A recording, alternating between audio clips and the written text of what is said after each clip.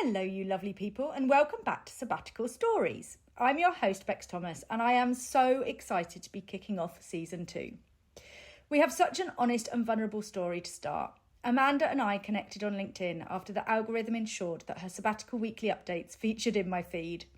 We recorded this episode at the back end of the Northern Hemisphere autumn when I was still in France, and I knew then that I wanted to kick off this season with it as we hadn't had a burnout story in season 1. I set up this podcast to inspire courage and normalise taking a break from your career, and I would love it if you could help too by subscribing, liking and rating the show. It really would mean a lot. Amanda is French-Venezuelan, an economist by trade and a generalist, really, for the last 20 years, a writer. Her powerful and deeply relatable journey is such a poignant reminder of the importance of slowing down and listening to what our mind and body truly do need.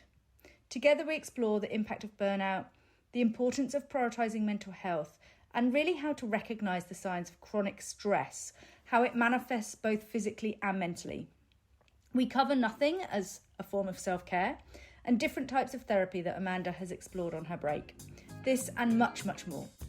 Deep down, you've tried, deep, search wide, enjoy your climb, it's all for you.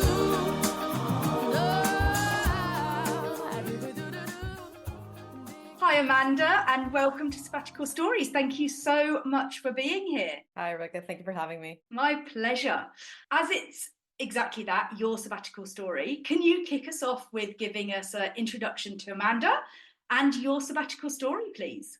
Of course, let's try to frame that in as few words as possible. So my name is Amanda. I'm French-Venezuelan, originally from Venezuela. I moved to France 8 years ago. I'm an economist by training and a generalist by trade. And on the side, for about 20 years now, I've been writing. I'm also a writer. My sabbatical story was prompted by a layoff.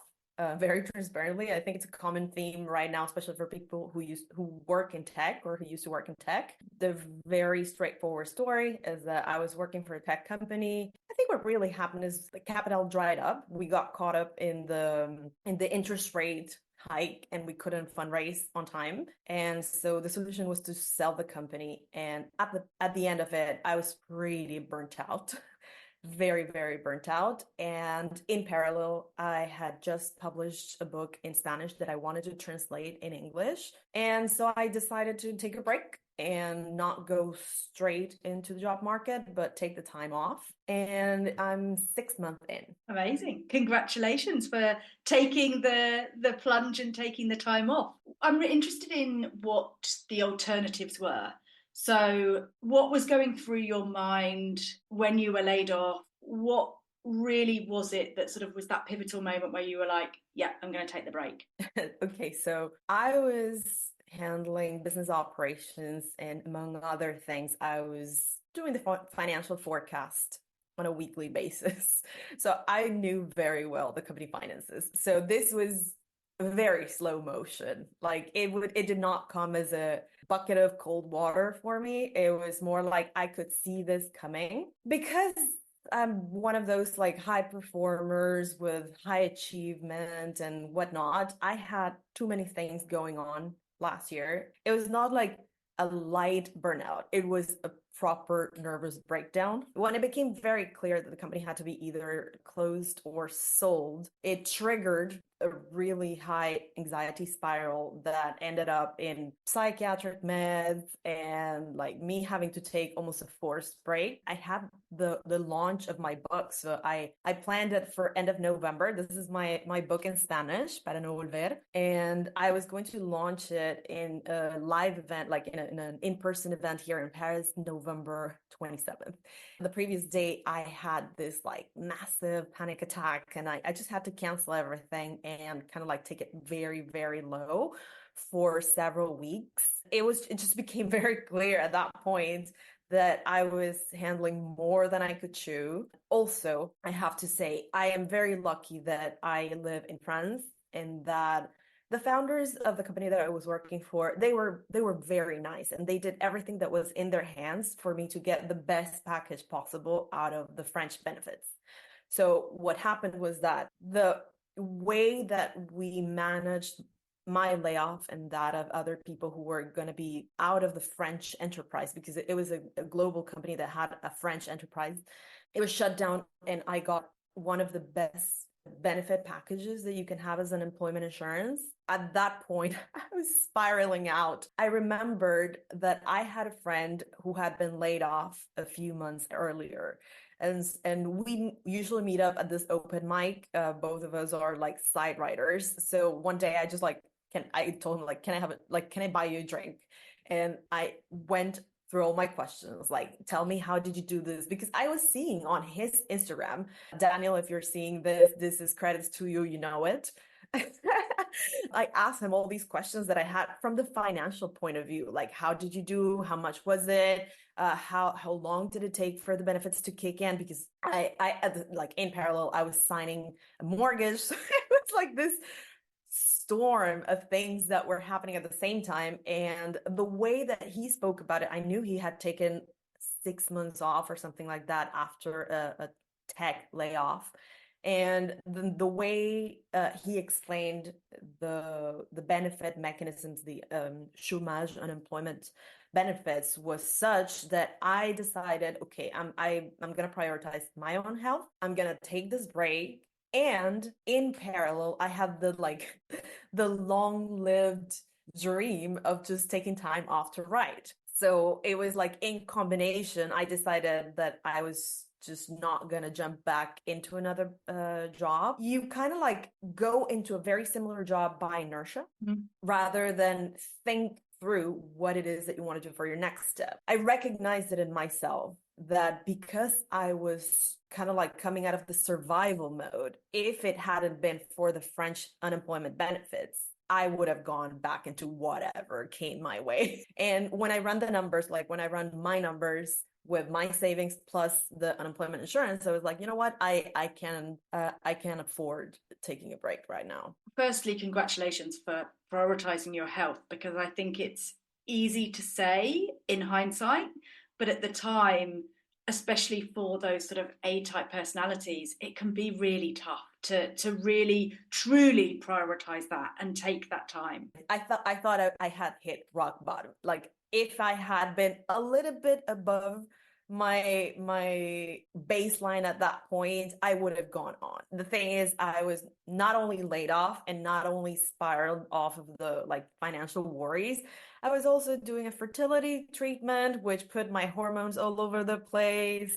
And I was finishing the publication of the book. So I had all of those tracks open at the same time. And it really felt like I was beyond any like pulling it off, like strapping myself my boots, which is something that I would have done in my 20s. But one thing that I've like, a lot of people have asked me about this because I've always been very A-type. I've always had 2-3 jobs or 2 jobs and a side hustle or my creative ventures. And I'm always like, for the better part of my 20s, I slept 5-6 hours a day.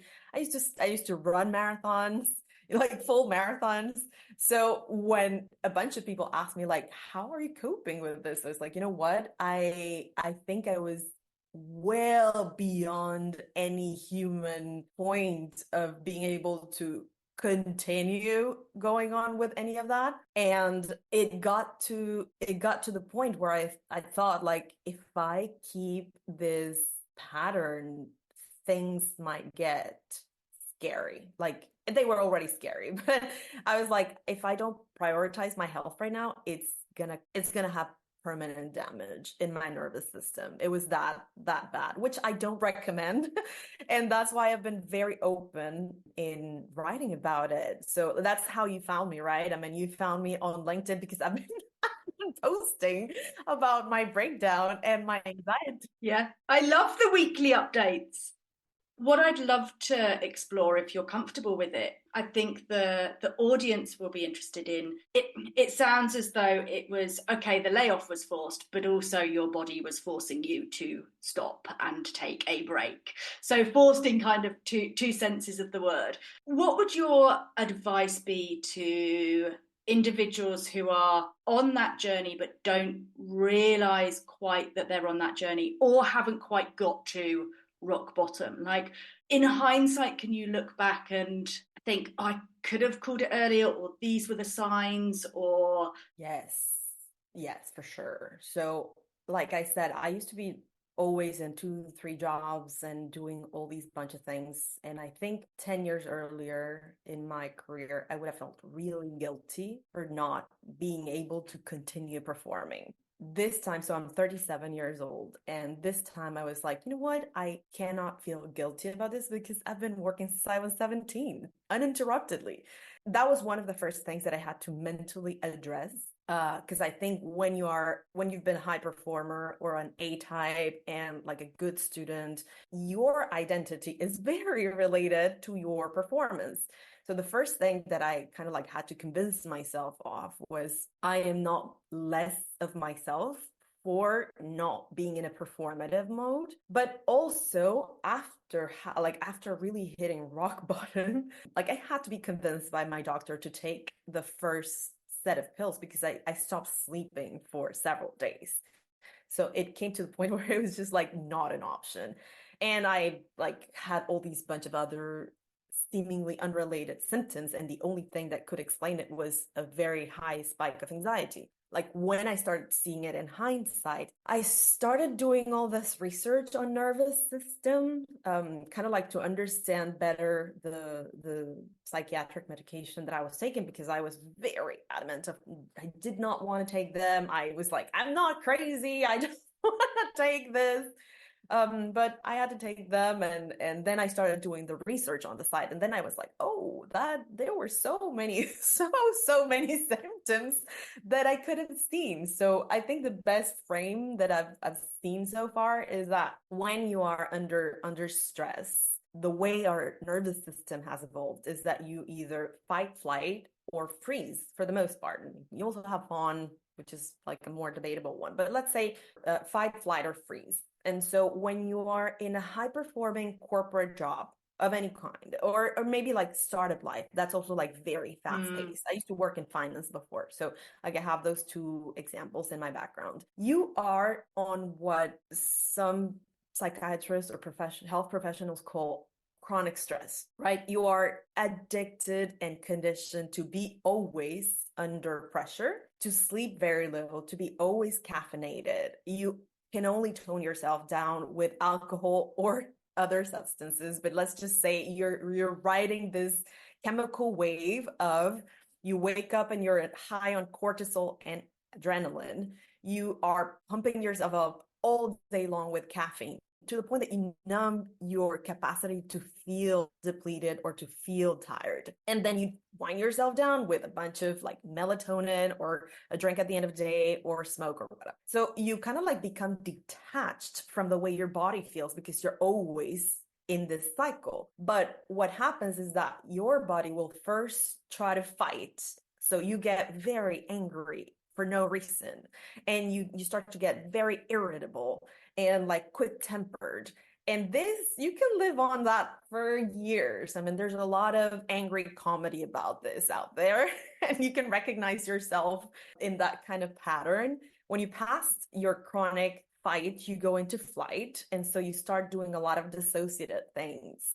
You can think of like being obsessed with meditation and being obsessed with like running marathons or something that will really take you out of yourself, because you cannot escapism almost. You cannot stay within your own body. And that's when you start having early symptoms that will show up, like gut issues or sleep irregularities or constant fatigue, or like it can manifest in a lot of ways. In my case, it manifested as a deficiency of my immune system that could not be explained. And when you pass that point, then you get into functional freeze. And functional freeze is where I was, which is something that is beyond what anyone should ever get. And it's this state where you are performing out in life, but your nervous system is desperately trying to bring you down to rest. But since you have become addicted to the adrenals that you're always producing, you're unable to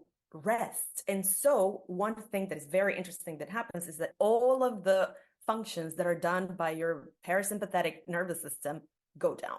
So you cannot digest, you cannot sleep, you have zero libido, you cannot have motivation for the life of you. So like all of these relatively normal functions that you should be able to do are gone. And you can convince yourself that this is just a phase, and I was deep into that phase, and you can go deep into that phase. But the thing is that when you don't do those things, your cells start to deteriorate.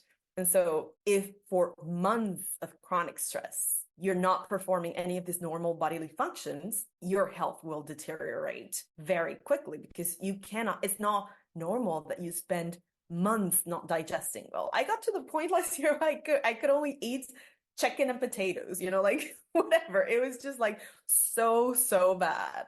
I could only sleep for months on pills, this kind of thing. Like I was completely dysregulated. It took me getting to that point to recognize how far I had taken my body and how much it was going to take to repair. And so basically what I felt was that my body kind of like, not my body, everybody, all the bodies, they need that recovery time. So if you're not giving it voluntarily, your body will make sure that you get it by shutting down stuff that you cannot ignore. Absolutely. And what a prime example. Yes. The first question that springs to mind is, what happened if you didn't eat a jacket potato? How did that manifest? I just couldn't bear eating anything else. I would just like not digest it, get indigestion, or like not even have an appetite. It was really bad. And then you also mentioned in the second phase, it was deficiency in immune system. Oh yeah, no. And what does that mean? Just that you were sick constantly, like colds or flu, or? I was sick, yes, constantly with no good reason. I would get blood work and then nothing would show up. And then when your digestion goes off for a prolonged period of time, you start getting a lot of other deficiencies. So like iron deficiency, and, like B12 deficiency. And one thing that I learned at one point was that when I did the blood tests at the like worst part of it, I was very deficient. Like I was very low in iron, vitamin D, and B12, and all of that adds up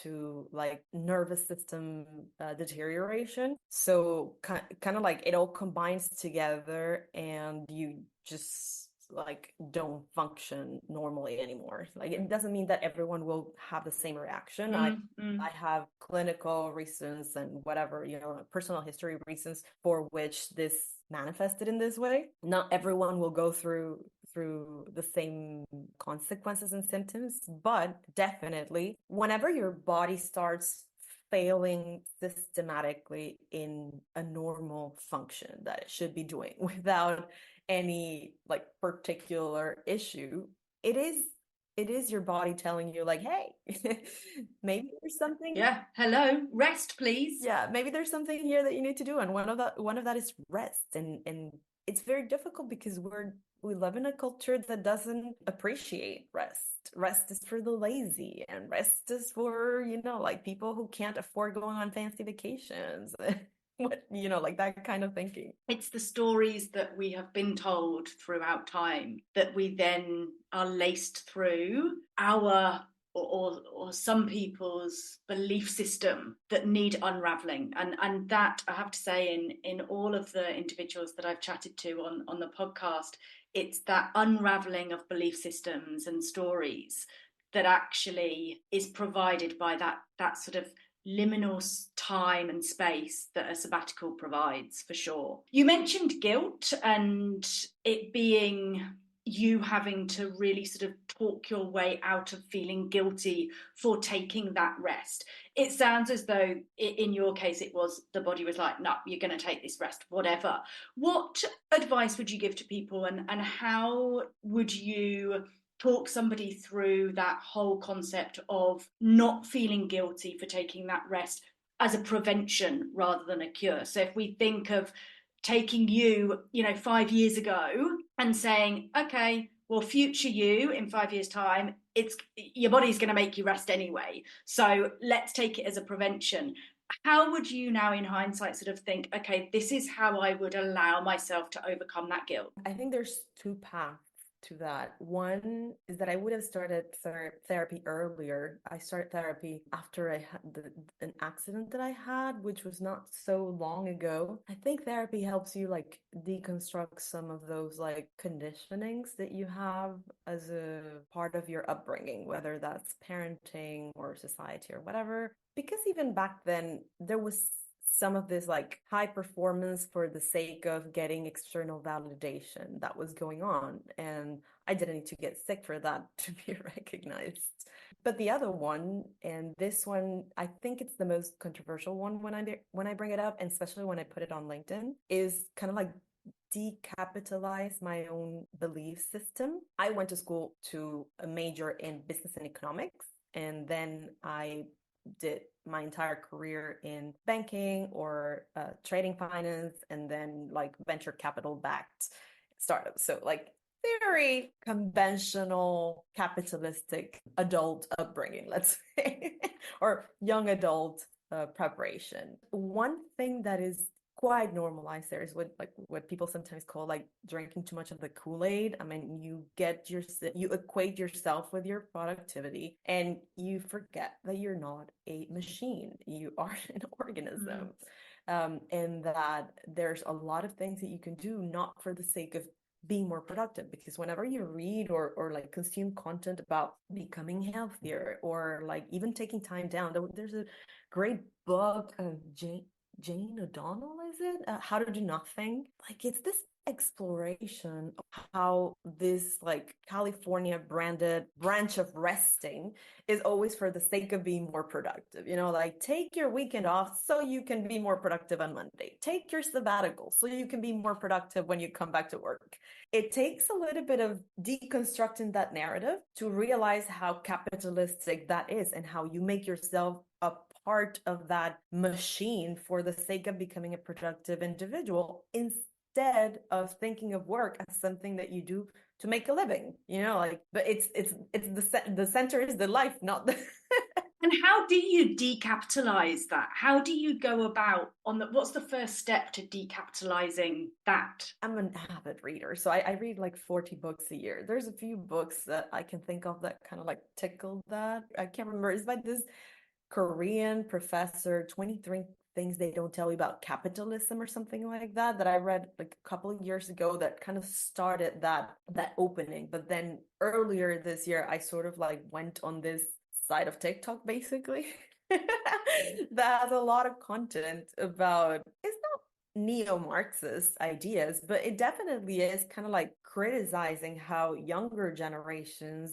have this immense pressure from the neoliberal system to become ever more productive at a younger age. And for the sake of what? Our generation, the millennial generation, the Gen Z generation, are not seeing the fruits of that. Man, we are, since we were teenagers, working 60-hour weeks for either studies or performance or having a side hustle and whatever. Or most of us don't own property. We're close to 40 and like we're having trouble like paying rent and like barely affording a vacation a year. And even though we did all these years of education and like higher education, we still like have to scrap with like inflation and whatnot. So it's kind of like there's this whole conversation going on online where you can like check where you stand on that conversation and see if it resonates for you. But there's a lot of like deciding you're going to deconstruct yourself in that. There's no way you're going to like, there's this one brochure or there's this one video that you're going to watch and then, you know, your life will be transformed. It's kind of like going to therapy or like working out. You have to do it every day and choose to do it so it has a lasting impact, if that makes sense. It's about opening that reference pool, isn't it? And once you've opened the reference pool and you want to go down that, if we call it a rabbit hole, to explore and then deconstruct it, then it's there for you to do so. And from a curious point of view, because one thing that is always very easy is people like who are very attached to but capitalism is the best thing that we ever invented. No one's saying that, we have to rule out communism to as an alternative. Like I left Venezuela because it was a failed socialist attempt. I mean, I'm not saying that. It's just when we identify as a piece of the productive machine and we lose our boundaries, like we lose the perspective that we are a human being that has cycles, especially if you're a woman, because you have a hormonal cycle, a menstrual cycle around the month that you cannot perform as if you were a piece of machine. You're not a machine. And even as like if you were born as a cis woman, you cannot perform every day of the month in the same way that a man does. So there's like all these layers that you just have to reevaluate and deconstruct for your own sake to find more peace with being a human being in a capitalist system, but not being a capitalist being at the expense of your humanity, if that makes sense. It makes total sense. And I think for me, it's about the consideration of peeling back those layers and exploring, and as you say, being curious and choosing to reconstruct the layers that work for you. And it goes back to your point a few minutes ago about it's life that comes first, and then the other things that fit around it, our job fitting around it. And somewhere along the line, we have got lost with the fact that our identity is our job and then life fits around it. And that is the same for so many. Whereas actually, where is it that our life is our identity and we are identity outside of our career and our job? And then that it is, an added bonus, but certainly not our identity. And I have a bone to pick with people who talk about professionalism. Like I used to be very much the kind of person that would have this like work persona.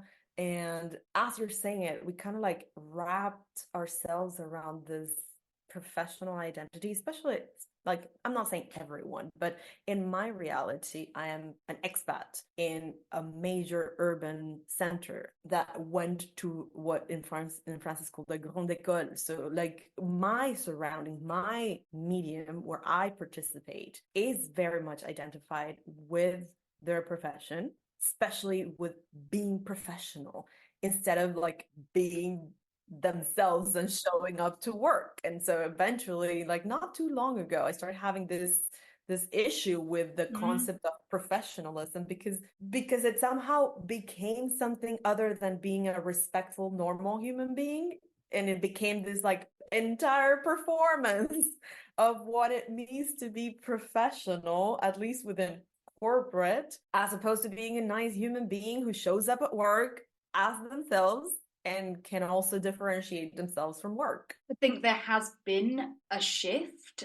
We're still on that journey and there's a long way to go, but absolutely agree with you. If I think back to when I started my professional career, we were told to leave our personal self at the door. Like that was articulated to us, was leave your personal self, your problems, your home life, your everything at the door, and this is work.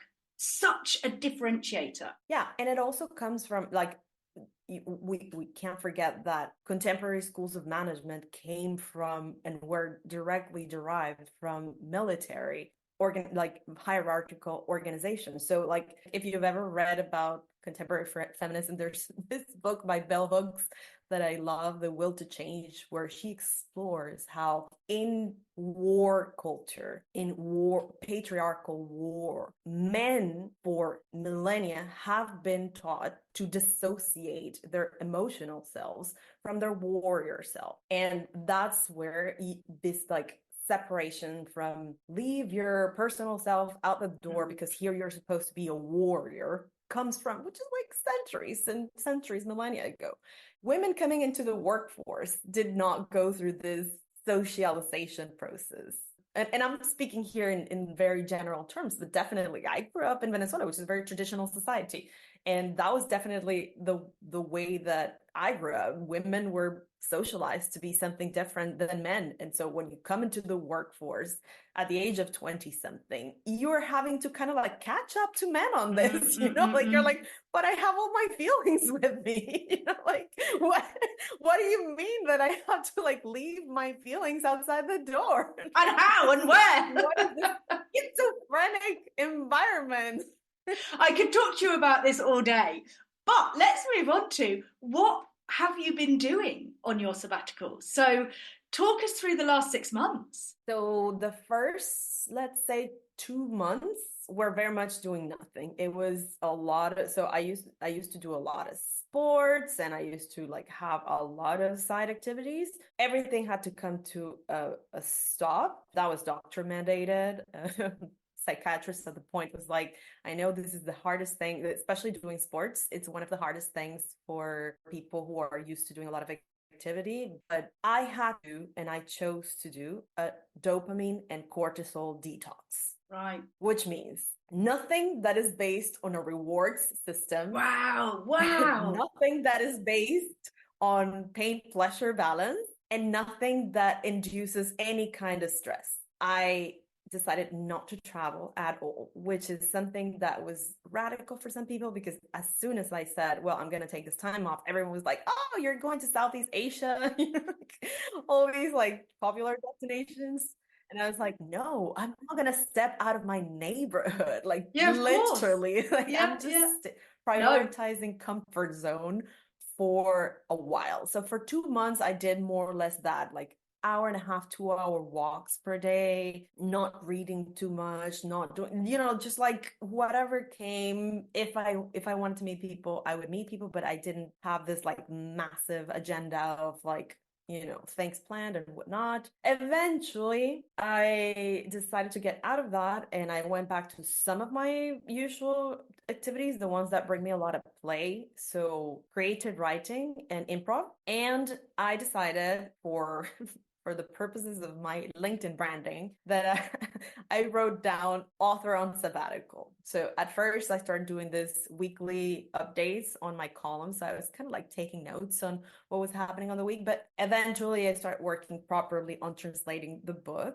to English. So I already finished the first manuscript, and I'm working on the edits. So I think I should have it done, if not by the end of October, but like by November for sure. When you were going through that detox, because it's so interesting, isn't it? I just can't even fathom. I can't even think about, I suppose COVID lockdown was slightly like that, no sport or anything like that. But I can't imagine that whole detox. Did you want to, the headspace you were in, did you want to do those things, or no? Also, I started recognizing that I didn't have the energy for them, and I would have been doing it for, because that's the thing you do when you have time off. I was actively trying to deconstruct what I had to do, and also I tend to be a bit cold turkey when I when I go into those kind of things. So when I read up all or nothing, but like I was very committed to not going crazy, which is what I was telling myself. Not that I was going crazy, but that's how I felt at some point at the end of last year. I thought that literally I couldn't get a full hold of my mind, because like literally the meds were interrupting my prefrontal cortex, and so I really felt like I had to do something to not go back to that state. So it was not just a dopamine detox. Like I stopped having caffeine, I stopped sugar, I am not drinking at all. So like it was all of these things that kind of like had to leave for me to reconstruct. There was a therapist that I saw briefly at that period who kind of like nudged me into this direction, and kind of like nudged me into finding the neuroplasticity that I could develop in this break. And that was really good advice, because I think from a behavioral point of view or from a habit point of view, I would have gone through I would have thought before, oh, maybe, this is me and this is who I am and this is what it's always going to happen. But I sort of decided that I didn't want to continue doing those things. And that required the dopamine detox, And that required the adrenaline detox, and that required the caffeine detox, and all of these things. So I kind of took it as the project that I was going to do at that point. Yeah, it becomes project me, doesn't it? Exactly. That is the project, is me becoming healthier, me becoming a different version, project me. What have been the pivotal moments over the last 6 months? Oh, so I had to do a financial adaptation in order to like reduce my expenses, right? I mean, I was working and producing X amount of money, and I knew that for a number of time, undefined, I was not going to have the same revenue stream. So I moved, which meant I had to unpack and sell everything that I had a former apartment. I sold everything, basically downsized to a shared flat. So my rent went down and my shared expenses went down. That was important. And it was something that I think it can become a problem, like a mental block for someone at the point of saying, oh, I'm going to go on sabbatical. Like your expenses are going to become a problem. That's what I found. I was very used to working a lot. And then when I was not working, I was spending, like spending on going out, going on vacation, going on to restaurants, shopping, whatnot. And the very few, maybe like first weeks, it hit me not only that I had to downsize, which I started before, because as I said, this was not something that came like very quickly. I planned for it. So I basically moved out of my old former flat the same week that I stopped working, but also kind of like revise where I was spending my money, like, do I really need to go shopping every time I go out? It's not sustainable. I can't do that for a year, like that kind of like checking back, like maybe I shouldn't go out and eat outside 5 times a week. Maybe I have to like shop groceries and eat at home. Like really adjusting my expenses was something that was kind of like the very first part, and plus this dopamine detox at first. And then I kind of leaned into like this idea of, if I gave myself 3 months to just like exist, what would I do? So one thing that I wanted to do was, how about not having a daily agenda except for the things that are absolutely necessary, like a doctor's appointment or whatever, like my creative writing class or the improv classes, which are a slot. But other than that, I challenged myself not to have a daily plan. Like I wanted to wake up and decide either the night before, oh yeah, I'm gonna go to yoga tomorrow, so I'll book it the night before, that kind of thing. Like destructuring myself out of those rigidities that I was very enslaved in. And then learning to do nothing was big part of those first months, being okay with not having to produce. Then the other part that is framed by the reason why I went into self-care sabbatical is that I've been doing EMDR therapy, which is a bit hardcore. So it requires that you sort of clear your schedule out on the day and the days after, because you need to unpack a lot of things. So like I spent, especially the first sessions, just a lot of time on the couch, just like literally staring at the at the ceiling and just like feeling the feelings that I hadn't felt in decades, that kind of thing. And for anybody who doesn't know EDMA, EMDR. Can you just explain EDMR? EMDR stands for eye movement desensitization and reprogramming, I think it is. Do you know what? It's so funny. I heard Fern Cotton talk about this on Davina McCall's first podcast, Begin Again, and she has absolutely swears by it. Yes, absolutely. It doesn't work for everything. It's not a magic pill. Yeah. It works for anxiety, PTSD, and like obsessive patterns, because it works with triggers that are related to a specific event that has happened, or like CPTSD, kind of like chronic stressors type of thing. So you have to go through a process of checking if you have the kind of thing that works on. But for me, it has been pivotal. It really has, because it's sort of like a nervous system decompressing, sort of. Like I feel, I swear when you do EMDR, it's kind of like you go back into your junk of trauma, even things that you don't think are trauma or things that you don't necessarily remember as trauma, and you desensitize to it. So you are no longer bringing it into the present. That's something I read about it on the New York Times, something that was about, like, it's usually used for cases like rape or war, PTSD, things like that are very, very violent. PTSD, yeah. But it's actually also used for processing anything that you haven't processed, and something like an accident or like an anxiety episode, that kind of thing can also be desensitized through EMDR. Is there tapping involved? Yes.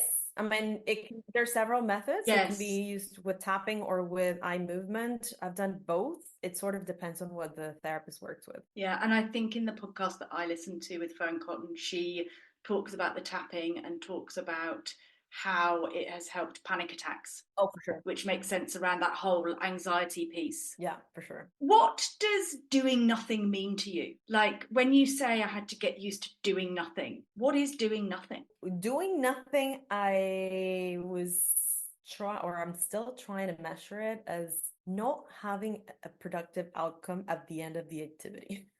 Right? Okay. I'm not gonna work on the book, for example. At the end of working on the book, there's a product, or there's not gonna be like an intense HIIT workout session, because then I'm not, I'm not working on the way I look or whatever, you could fool yourself into thinking this is a productive thing to do. Or I was not gonna do anything educational. I stopped doing readings. I read a lot, so I usually read like 5 books in parallel. So I stopped reading anything. Oh my goodness me. Wow, my head would be absolutely exploding. My little brain would be exploding. Don't tell me as well, they will be across 2 different languages. Of course, yeah, of course.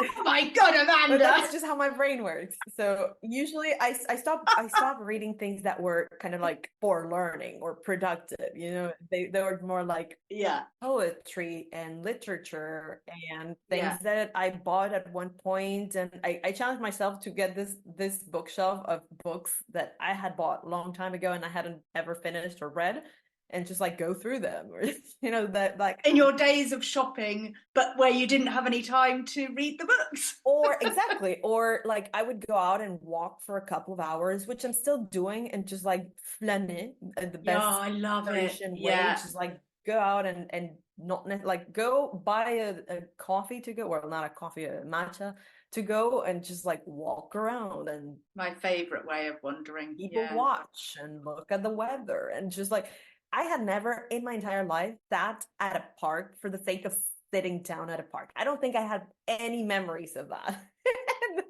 And I have been doing that. Like, I'm going to sit on this piece of grass and just sit here and look at the bugs. Like, really not do anything that could be remotely productive. Just doing a lot more manual stuff. Painting. I usually use painting only when I want to change creative projects, because it kind of like uses that creative energy, but it's not something that I'm particularly proficient at.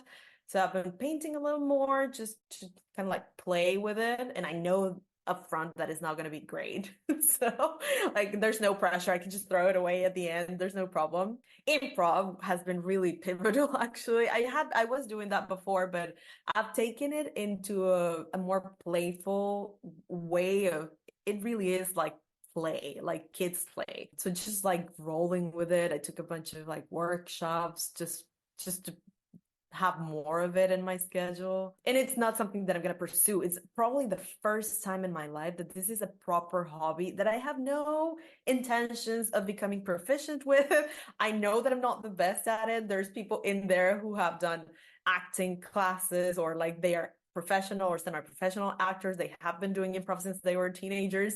I'm just coming in, playing for a little bit, going home, had a laugh. Good. It goes back to your point, though, doesn't it, around doing it to have a laugh rather than doing it to rest because you think you need something to do before you then go back to work and be really productive. Or not even before, all my side activities, unless they were sports related, they would be supporting a skill of mine. So whenever I've taken like I don't know, public speaking classes. Like I could always like, It's so that when you come to promote your book, you can do a better speech. And yeah, I get it. I get it. yeah, or like I would take this writing class because it's gonna make my writing better, like that kind of thing. Yeah, you mentioned an undefined time. So you went on sabbatical with an undefined time. We're at 6 months. Are we still undefined, or where are your thoughts around how long it looks now? It's still undefined-ish. So the unemployment program, it lasts 12 months. So that's my max time. But I came last week out of the 6 month mark with the mindset of, okay, now I can start thinking about what the next step looks like. I'm not going to force myself into it, but I had decided up until last week not to even think about it, not consider anything. So this week I started kind of like to look into the future, imagine different things. It's very early on, and I think the difference is that if something made sense at this point, I would be willing to make a move, not just wait for the 12 months to come. Like if something came up and it makes sense and it's something that I find exciting, I'll go for it, but I'm not going to rush the process. Also because the book is not ready, so that's also keeping me busy. I want to kind of like have the time to finish it and promote it a little bit. Do you have timelines on that, or is that also a journey that has got an ish on it? I mean, it's kind of ish, but mostly because anything that has to do with that kind of project is, unless you work for a publication that has a definitive timeline, you can always like, okay, well, I didn't do it. So it kind of looks to me, because I'm editing the 4th out of 5 chapters right now, it looks to me like it could be done in a couple of weeks, and then I could just like upload it, because it's a self-publication on Amazon. So as soon as I upload it, then it'll be live 3 or 5 days later, something like that. So it'll definitely be mid-November at least. But it's one of those things that you always think like, oh, I'm gonna do this, because I wrote this book in parallel to my main job, and it took me 5 years. I didn't know when I started that it was going to take me 5 years. But when you do things on the side, definitely they move a lot slower. Of course. This time it's been 3 months only, which is so much faster. But also I haven't been doing like 8-hour days on working on the book. Like if I feel like it, I'll work 5 hours on a day. And if I don't feel like it the next day, I won't do it. No, because Project Me Exactly is the priority. Exactly. What's the one thing that you wish you'd known before you took your sabbatical? I guess the cliche that it's gonna go faster than you think. Yeah, wow. Has it gone faster? Yes, especially because the European summer was in the middle. Like, somewhere else in the world, it's not the case. But in Europe, everything kind of stalls in the summer. And it all becomes like a blur. So I don't know, like it was 6 months last week, and I was like, oh, I don't know why I thought this was gonna feel like longer. I was very concerned. I was someone who would be very afraid of being bored in life in general. I've always had like this myriad of things that I was gonna do in plans and backups just to not feel bored ever. It's been 6 months and I haven't been bored a single day. Time has a quality to fill itself up with whatever comes up. Because I'm posting online that I'm on sabbatical, people reach out to have coffees or invite me to do things or whatever it is. I just have to, I feel like I kind of want to be more intentional about the next 6 months, because I know it's going to go by fast. Having had the 6 months you've had, what sort of things will you do to be more intentional, do you think, for the next 6 months, or the however long-ish you've got? Well, the thing is, I'm also, because Project Me was very much about my health, I don't want to be pressing my energy levels to commit to doing XYZ. I mean, in a different moment of my life, I would have planned a trip or, like done specific things.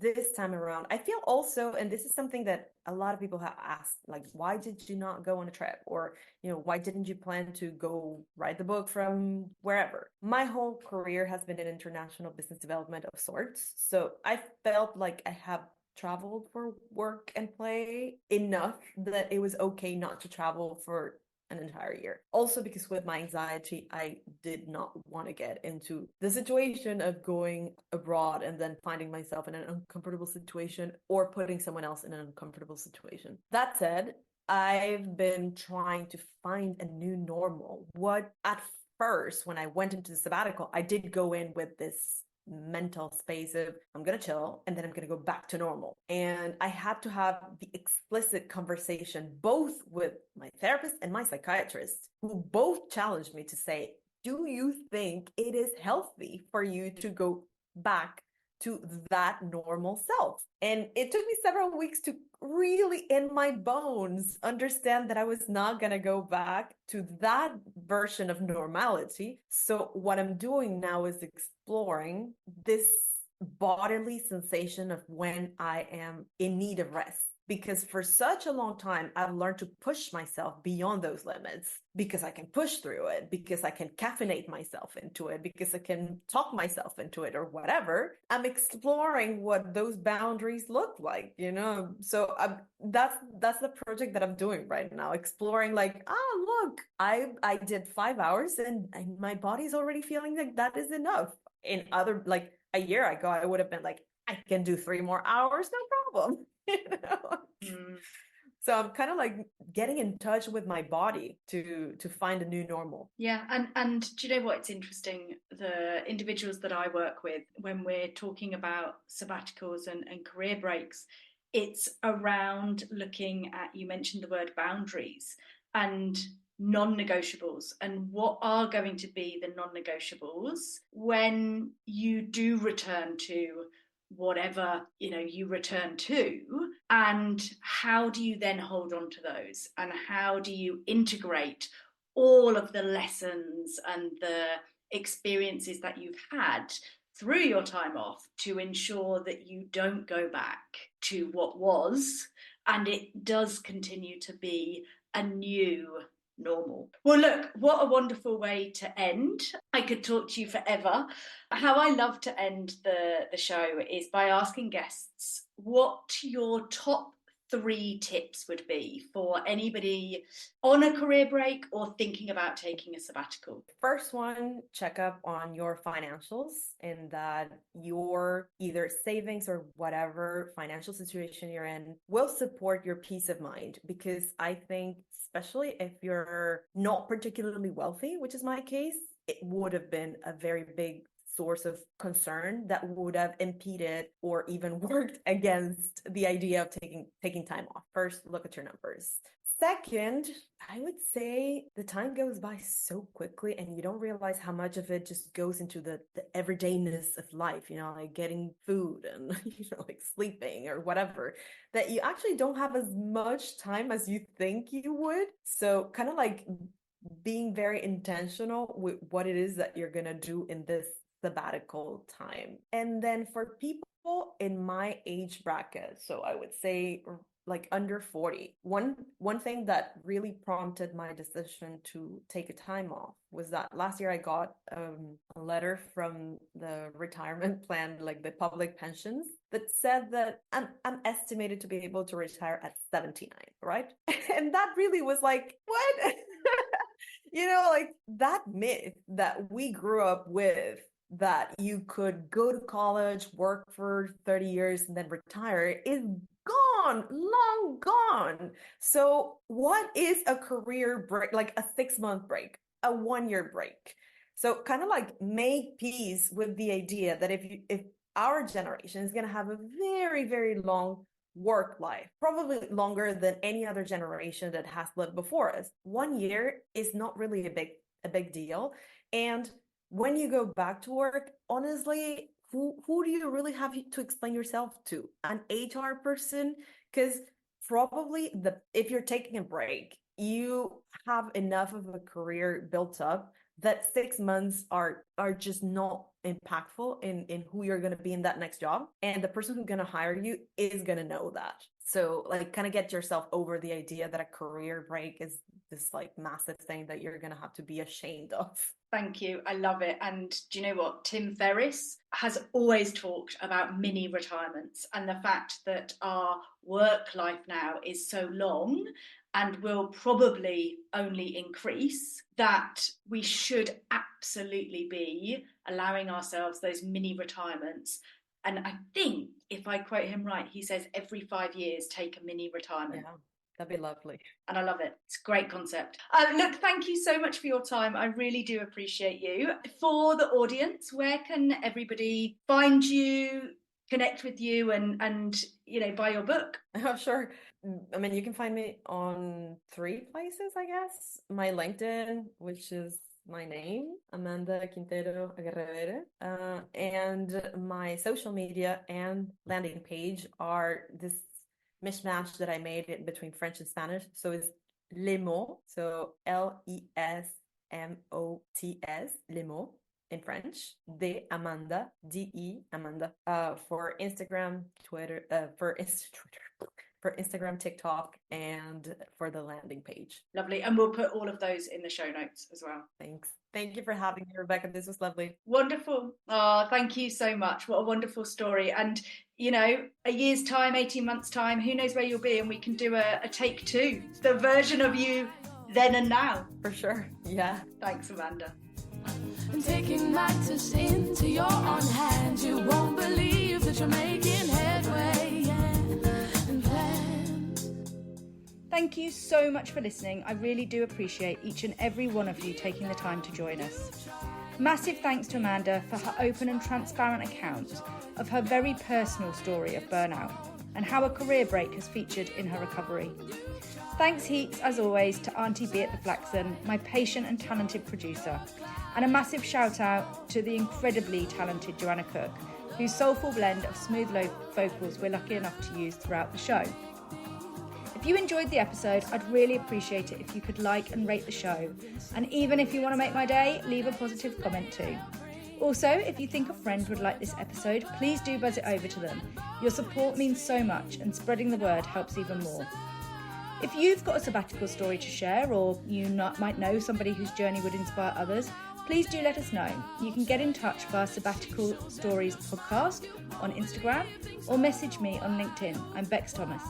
Until next time, take care of yourself, keep dreaming big, and remember, your sabbatical story is waiting to be written.